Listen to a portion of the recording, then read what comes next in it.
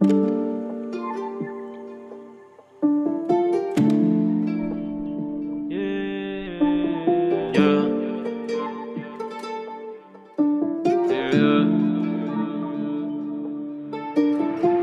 estrada escura eu caminho, vejo o fim, no meu peito uma chama, mas o mundo quer apagar enfim.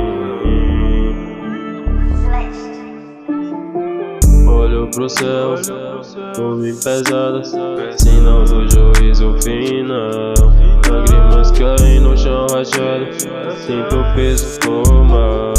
Eles mantêm, manipulam, querem a nossa alma vendida.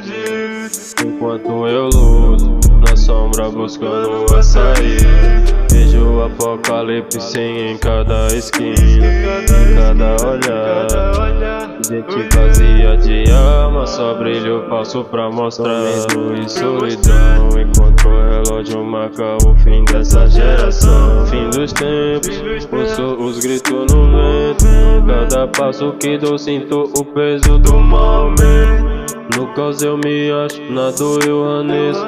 Se o mundo acaba hoje, eu vou sem embaraço.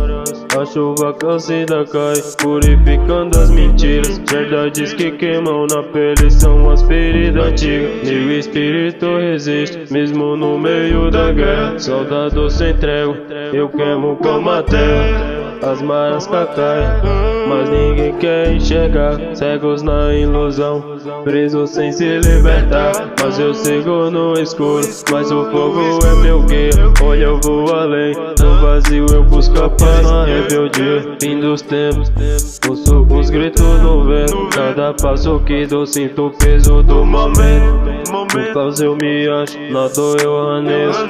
Se o mundo acaba hoje, que eu vá sem embaraço. Caminho no fim, mas não vou sozinho. Voando em alta enquanto os outros vão caindo.